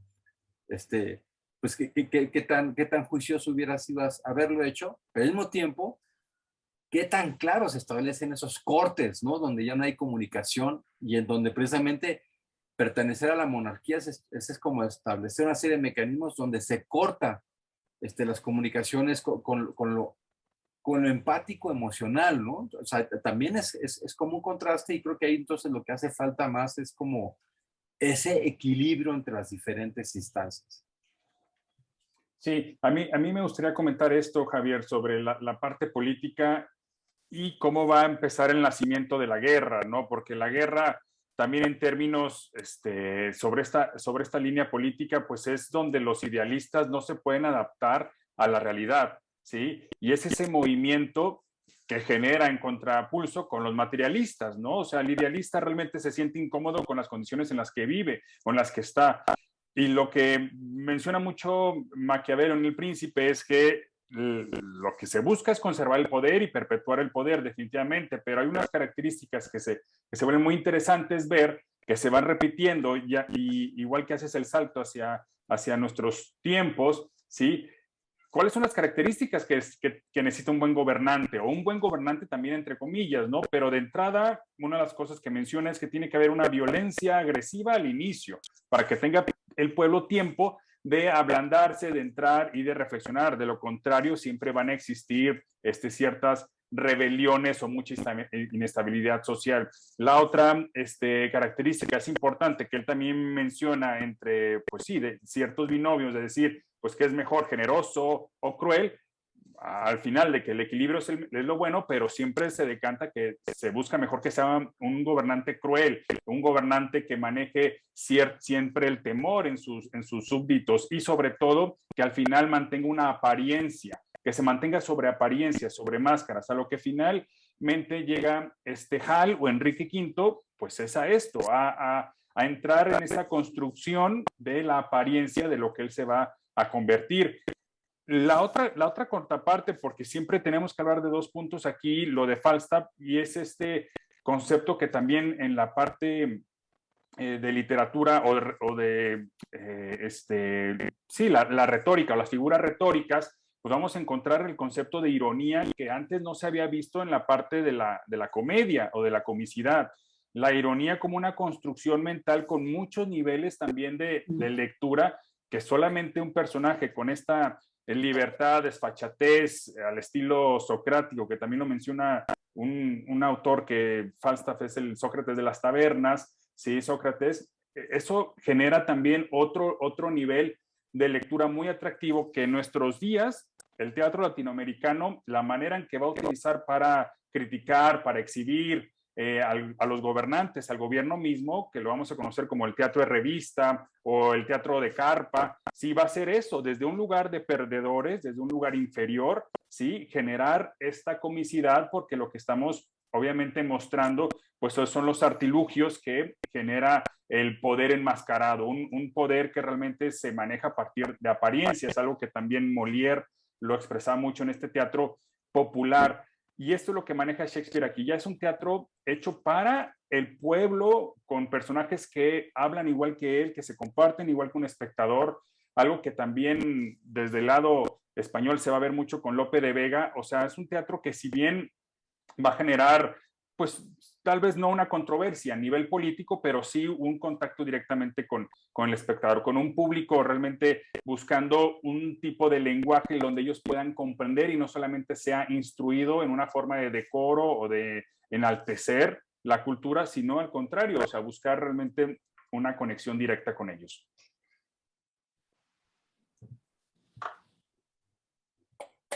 Sí, Pati, por favor. Sí, gracias, Javier. A propósito de las carpas y que tú mencionabas, Javier, la vida cotidiana, yo releyendo ahora estas dos obras de Enrique IV, con la imaginación me trasladaba a los tiempos de las representaciones en época de Shakespeare de estas obras, y yo creo que eran inmensamente populares y muy divertidas porque estas escenas de los estamentos más pobres, era la vida cotidiana de muchos de los espectadores que estaban ahí en el teatro y ellos lo conocían de primera mano. Y a mí precisamente hice esa misma asociación. Yo pensaba en las carpas que eran tan exitosas décadas atrás aquí en México, ¿no? Y por otra parte, en lo de... ahorita que debatían sobre Falstaff, yo estoy de acuerdo contigo, Javier, de que se me hace un poco hiperbólico la opinión de Bloom, pero bueno, ahí ya es una cuestión de opiniones personales de cada quien. Siendo como es un personaje tan importante y tan perdurable y tan repelente a veces y tan tierno en otras, pero sí, yo creo que se sale un poco, exagera un poco Bloom. Y por último, a propósito de Falstaff, creo que es determinante el hecho de que él no se esperaba el cambio de actitud de Hal cuando ya lo coronan como Enrique V. Y esa sorpresa es lo que le hace también muy difícil pues digerir ese cambio de actitud y de perder a ese pues amigo y alumno que había tenido durante tantos años, durante las correrías, en donde se compartieron tantas cosas que pues que eran inolvidables para los dos. Entonces, es el hecho de que no se esperaba ese golpe bajo, yo creo que también fue lo que le afectó mucho. Básicamente ese es mi comentario. y la idea es cómo es que no se lo esperaba a la mera hora, ¿no? O sea, también ahí volveríamos un poco a la delimitación entre lo que es la vida, la vida amistosa, que no se confunda con saber dónde tienes que estar, ¿no? También el mismo Falstaff le faltó sabiduría al final para darse cuenta que tampoco era tan fácil que cupiera, ¿no? Que fíjate que aquí, digo, hablando un poco de lo que sean los dos, Benjamín y Patricia, y con esto que estamos diciendo, aquí un fragmento que pone Bloom de difunto Antonio Burgess, ¿no? Y dice de la sabiduría crítica de Falstaff: el espíritu falstaffiano es un gran sostén de la civilización. Desaparece cuando el Estado es demasiado poderoso y cuando la gente se preocupa demasiado de su alma. Hay poco de la sustancia de Falstaff en el mundo ahora, y a medida que el poder del Estado se ensanche, lo que queda será liquidado. Bueno, porque Benjamín sí nos hablaba de cómo derivó el teatro en otro tipo de representaciones también, ¿no? Que no solo las muy clásicas, pues. Bueno, perdón, nada más que leer ese fragmento. No sé si alguien quería decir algo más. Pues sí, que simbólicamente, ¿no? Es que triunfan las fuerzas del orden. Sí, aparte, ay, perdón. Sí, no, sí, Patricia, por favor. Sí.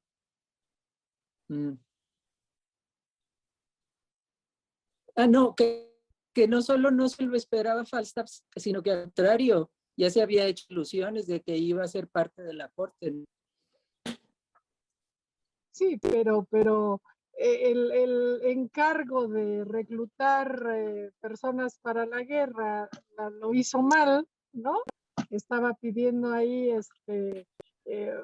monedas a cambio de perdonarlos y de que se salieran de las filas, pues ya iba muy mal ese cargo encomendado, ¿no? Pero bueno, pues las fuerzas del orden triunfan sobre las anárquicas, ¿no? Lo apolíneo triunfa también, ¿no? El rey Enrique asume esa corona tan pesada, esa corona que trae el peso de que su padre consiguió la corona con malas artes, digamos, ¿no? Cometiendo regicidio, que es muy fuerte porque en el sentido de que si el rey representa a la divinidad, ¿cómo vas a matar al rey? Pues Enrique IV lo hizo, ¿no? Y entonces Enrique V es heredero natural por ser primogénito, y entonces él va a asumir un poder desde otro lugar. Entonces esto lo va a hacer ser un buen rey, ser un buen rey, y él es consciente de que tiene que ser un buen rey por las características en que le entregan la corona, ¿no? Con todas las de la ley, vamos a decirlo así. Entonces esa corona pesa mucho y tenía que actuar, ¿no? Sobre la anarquía de su propia vida, de sus propios amigos y del reino, y asumirse como la figura del rey, de linaje divino, ¿no? Entonces, pues eso complicó mucho las cosas, y pues el sufrimiento del lector al rechazo y del sufrimiento de Falstaff y sus amigos. Hasta aquí. Y del simbolismo sí es súper interesante si hacemos el contraste de cómo se distribuye la corona. Cuando Enrique II le pasa la corona a Enrique IV, bueno, Ricardo II, cuando se la pasa a Enrique IV, la escena, recuerden que es muy interesante, habla de esa corona vacía que están los dos tocando, y cómo simbólicamente está muy claro cómo fue finalmente como el presagio de la forma en que Enrique IV iba a vivir su reinado, porque es como es mía, pero te la voy a dar, pero porque sí te la estás ganando, pero porque yo lo he hecho mal, pero pues todo, inclusive, ya lo comentamos en su momento, el monólogo que se avientan ahí respecto a la corona, cómo simbólicamente es tan diferente en el momento en donde Enrique IV coloca esa corona una vez que se siente mal al lado de él, va a estar durmiendo, y que cuando llega su hijo y lo ve que está mal, Enrique V la toma y se la pone, ¿no? O sea, sabe que es suya, no es de nadie más, no se la tiene que estar jaloneando con ningún primo, es suya.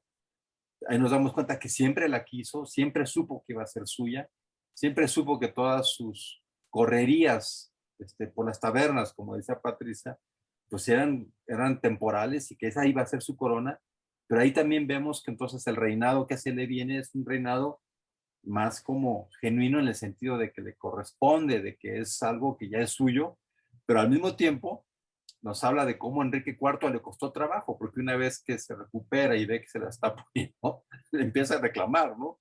¿Qué te pasa? O sea, esa corona todavía es mía. Ahí vemos la dificultad que tuvo Enrique IV como para recibirla, como para dejarla. Y Enrique V pues la recibe de una forma más natural, ¿no? Diciendo, no, pues es mía, ¿no? O sea, pero así es un presagio de cómo va a ser su reinado. Y si vemos esos símbolos, pues parece que pasan mucho en ciertas presidencias, ¿no? Los presidentes con estas facciones más autoritarias les cuesta trabajo dejar el poder y pretenden seguir mandando, ¿no? Como en México en el maximato, como que quieren seguir siendo los que manden, ¿no? Y el que no tiene tanto conflicto en ese tomar el poder y dejarlo, lo deja de una forma mucho más fluida. A ver, yo quisiera contarles una reflexión que tengo, que en muchas obras literarias, novelas, etcétera, en una misma línea vemos una evolución en donde históricamente las primeras novelas están centradas en un personaje, ¿no? Pues, llámese detective, James Bond, él.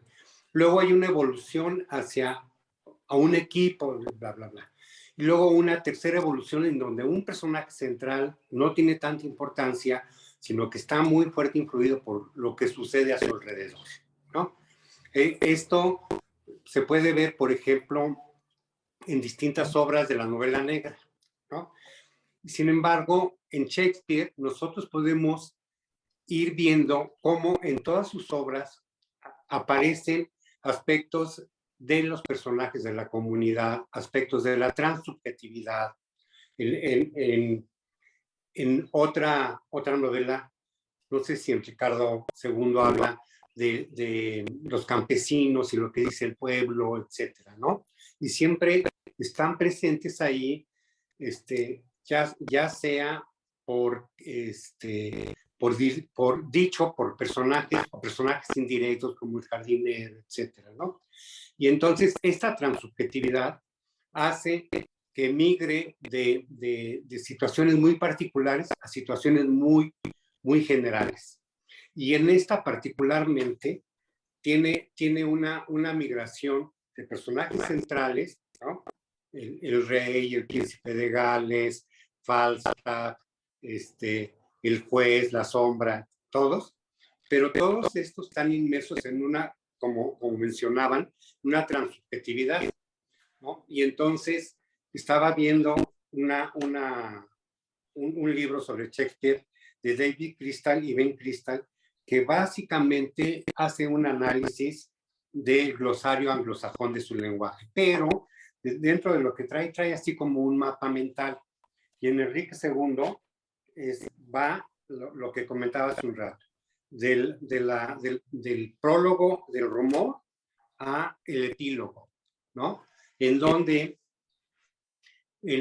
al final de la obra, en dos discursos, va manifestando un cierre que va haciendo una conciliación de toda la obra. Y en la última parte, bueno, en cada uno de los lados se muestra esta subjetividad y este tipo de acciones humanas, ¿no? De lo humano, bueno y malo. Y es, por ejemplo, cuando al final en el cierre, cuando está muriendo el rey, ¿no? Y entonces el príncipe ve la corona y dice, bueno, y de repente se la lleva y luego de repente dice, oiga, ¿qué pasó con mi corona? No, pues se la llevó.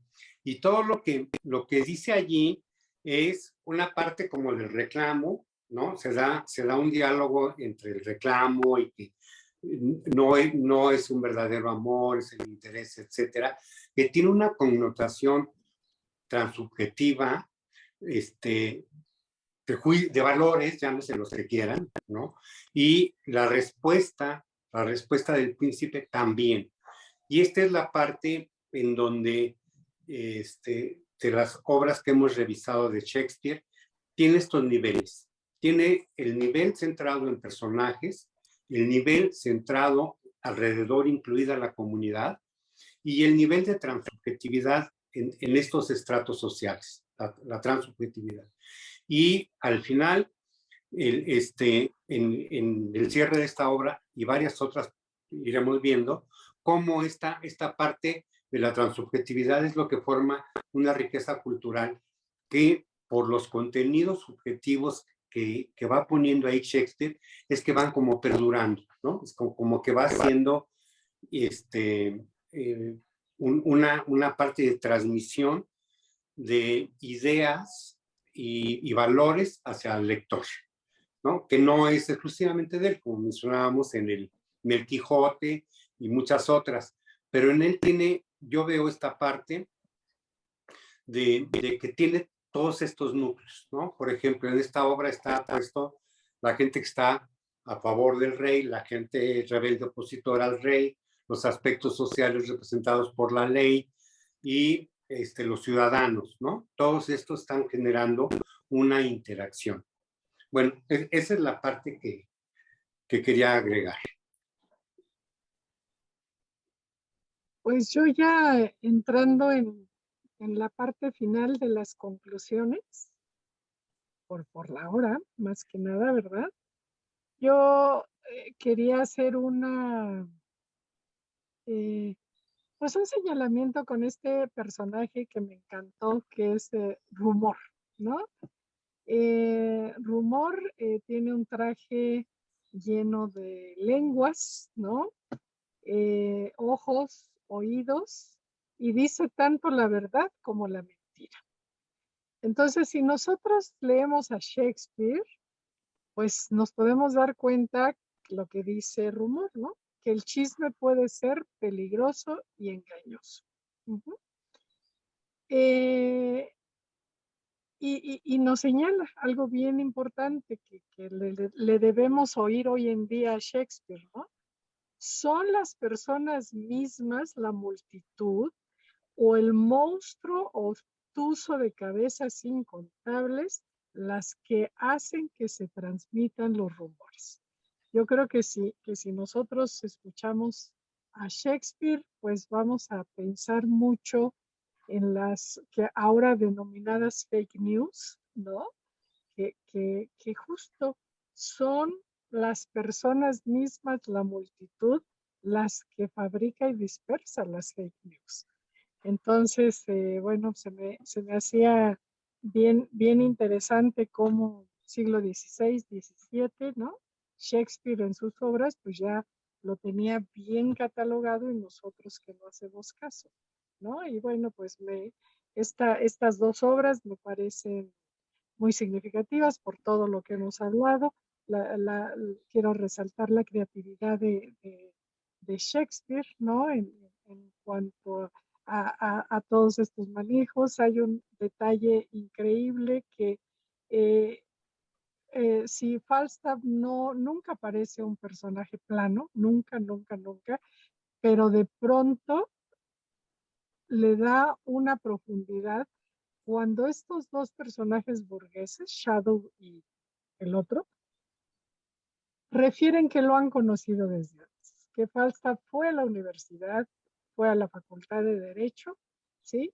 Y entonces hay alguien del pasado que conoce a Falstaff. Esto le da una profundidad increíble al personaje, ¿sí? Porque es como que no surgió de la nada, sino que tenía una historia, ¿sí? Entonces eso me pareció muy bello en la creación del personaje, como un detalle hace que inmediatamente se vuelve humano. Ya les decía yo, es estuvo en la universidad, hizo maldades en la universidad, estudió Derecho, es Sir John Falstaff y vivió esa vida porque él la eligió y porque él la quiso vivir así y porque en su mayor parte del tiempo le resultó muy bien, ¿no? Y solo al final, al enfrentarse a la monarquía, pues sufrió un descalabro muy fuerte y muy duro, del cual ya no se pudo recuperar. Entonces yo aquí terminaría mi participación. Sí, yo también, para aprovechar ya el espacio de ir cerrando, concluyendo, considero que esta idea de la numeralia también en Shakespeare tiene una característica muy importante, o el tema de los binomios, ¿sí? O de las dos partes, o de su complemento, sin caer en lo maniqueo, o sea, no, sin caer en lo blanco y negro, sino realmente con una arista, y como lo menciona Javier, de complejidad, de puntos de vista, de matices. Sí, o sea, en estas dos partes afortunadas que así también lo hace, vemos todo el juego de la diversión y de la obligación, ¿sí? De la humanidad y de la autoridad, ¿sí? De la libertad y de las formas más coercitivas en que se maneja el Estado. Considero que la obra de Enrique IV en sus dos partes le habla a un público sobre lo alerta, sobre las teatralidades de la vida pública, ¿sí?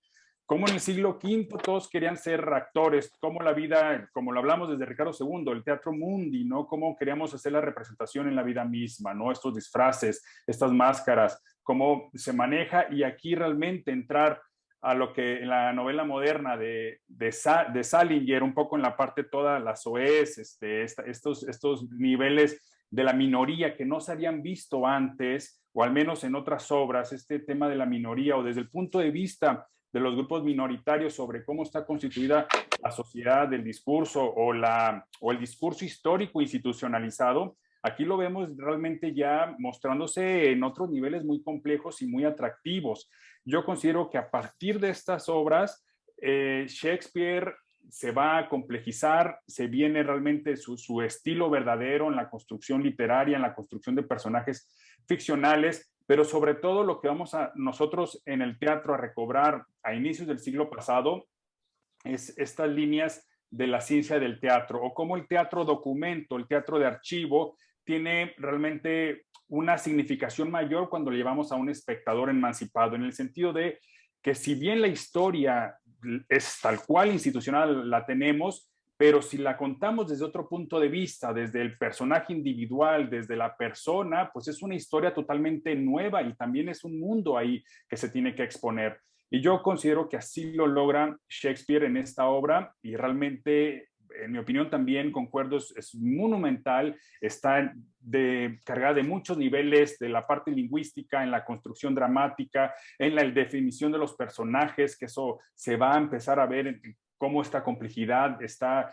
trastornada en la psique, ¿sí? Derivada desde la psique y no solamente desde las acciones, como lo veníamos en la tragedia viendo, y es el diálogo entre lo cómico y lo trágico que antes no se daba. O sea, este diálogo que después se va a conocer como la tragicomedia o sus derivados o el melodrama después, pues es también una cuestión muy innovadora, y sobre todo la parte irónica de crítica, de exposición social, sin caer en estos niveles panfletarios o demagógicos que podrían suceder en otras épocas, ¿no? Así que una obra pues ejemplar, necesaria de revisión, y que realmente nos habla mucho de dónde estamos situados.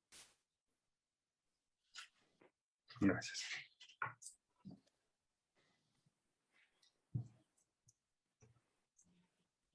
Abraham, Pati, ¿quieren cerrar? Yo cerraría diciendo que el teatro siempre tiene una transsubjetividad, ¿no? Y siempre tiene un contenido social muy importante. Y la parte importante que tiene es, por ejemplo, ningún monólogo es exclusivamente individual. Y en Shakespeare, mucho menos, ¿no? Si nosotros vemos los parlamentos, que de repente pueden ser como un monólogo, ¿no?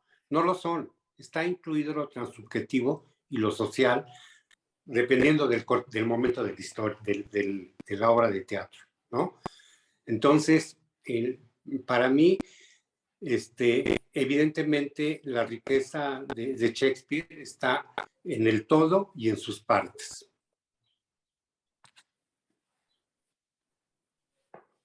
Bueno, eso quería decir. Gracias, Abraham. Patricia, ¿quieres cerrar tu participación?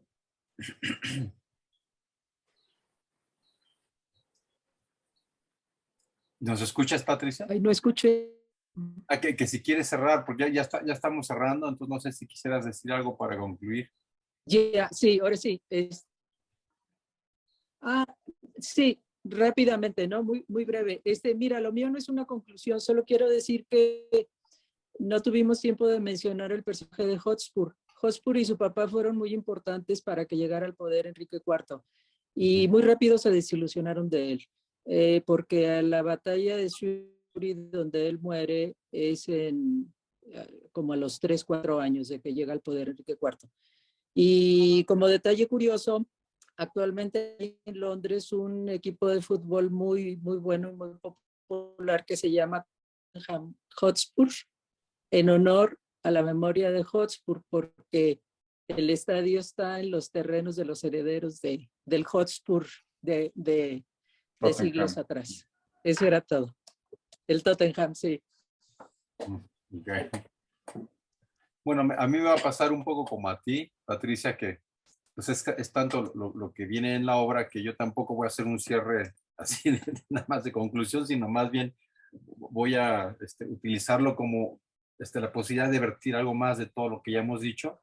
Y yo quiero leer el fragmento en donde Falstaff hace una reflexión acerca del honor, cuando ya está a punto de entrar en la guerra. Pues Falstaff como que no está ni muy preparado, ni es su esencia, ni era el lugar que él tendría que haber estado, ¿no? Entonces quiero leer el fragmento ese, porque el fragmento me parece también muy importante, porque cuando el efecto de masa humano nos lleva a tener radicalizaciones donde vamos a la guerra, nos enfrentamos, tenemos a nivel partidario momentos en donde somos capaces de matar a otro, algo nos pasa que perdemos la ubicación de las cosas. Entonces creo que este fragmento no solo es muy rico por la forma en que Shakespeare lo dice, sino porque es muy trascendente por las maneras en que a nivel de masa a veces los humanos hasta la fecha somos capaces de matar a alguien más, ¿no? Y si no, hay que preguntar a los rusos y a los ucranianos,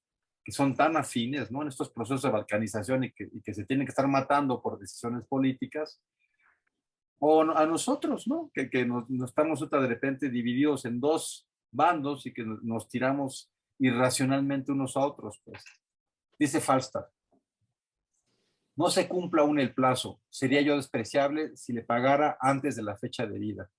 ¿Qué necesidad tengo de adelantarme a él si no me llama? Bueno, no importa, el honor me aguijonea a avanzar. Sí, pero ¿qué tal si el honor me aguijonea a desistir cuando avanzo? ¿Qué pasa entonces? ¿Puede el honor reponer una pierna? No. ¿O un brazo? No. ¿O quitar el dolor de una herida? No. ¿El honor no tiene entonces ninguna destreza en cirugía? No. ¿Qué es el honor? Una palabra. ¿Qué hay en la palabra honor? ¿Qué es ese honor? Aire. Bonita cuenta. ¿Quién lo tuvo? El que murió el miércoles. ¿Lo siente? No. ¿Lo oye? No. ¿Es insensible entonces? Sí, para los muertos. ¿Pero no vivirá con los vivos? No. ¿Por qué? La denigración no lo soportaría. Por consiguiente, no quiero nada de eso.